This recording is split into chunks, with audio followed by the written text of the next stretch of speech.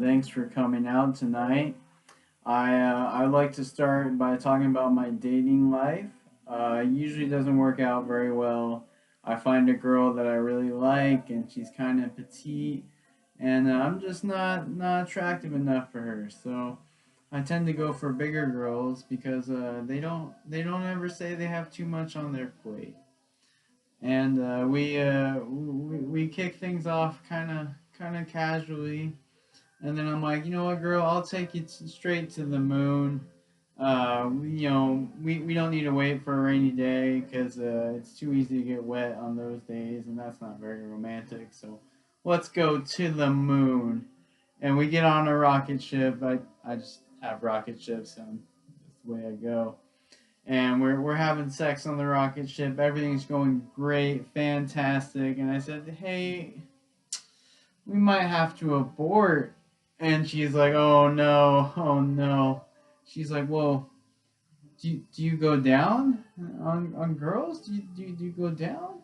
And I was like, well, yeah, gravity. And she's like, oh no, get me out of here. And I'm like, astronomy, I spaced out. Sorry, I didn't mean to kill the moon. And so we get off the rocket ship. We come back to Earth. She breaks up with me.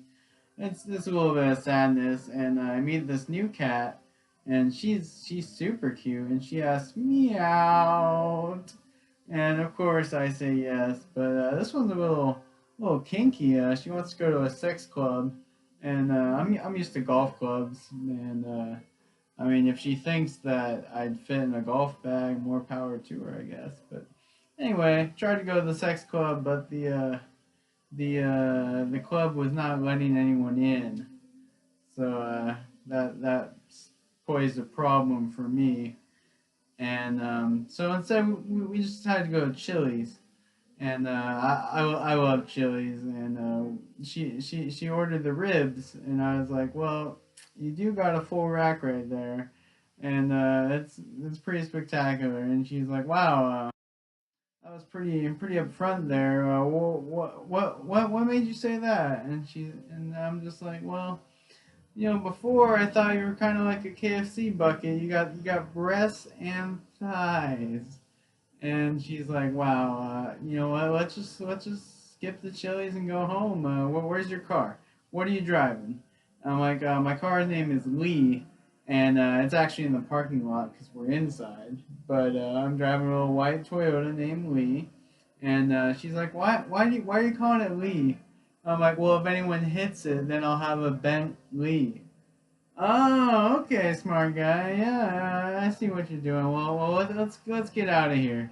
And I was like, well, what if we're too drunk to drive and we gotta go to IHOP first and sober up with some pancakes and I went. We go to the IHOP, but I just walking. I didn't feel like hopping, and the manager gets all in a fit about it, and he brings out a shotgun, and I was not expecting a shotgun at IHOP, but he says, dance, jump, I'm shooting your legs, and luckily he just gets me in the knees, and I was like, oh, Denny's. And she's like, and the manager's like, traitor, get out of here, we don't want you. You belong at Denny's, not here, not IHOP. Get out of here. And it was a rough rejection at the IHOP.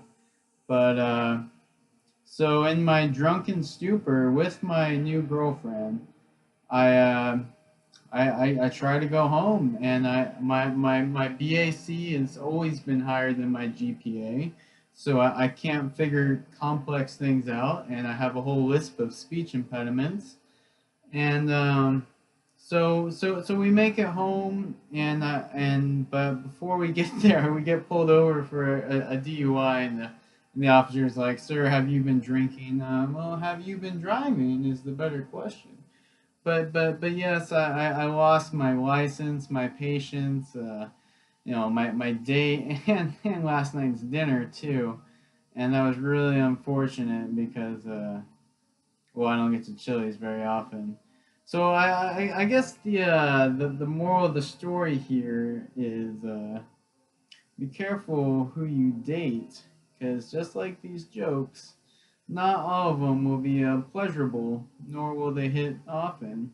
So yeah, and if you ever get a violin in the mail, just be a little cautious about the handling and shipping, because delivery guy is always going to say it's domestic violence, and that joke's hit or miss. And I hope you all go home to a safe and lovely evening. Thank you so much.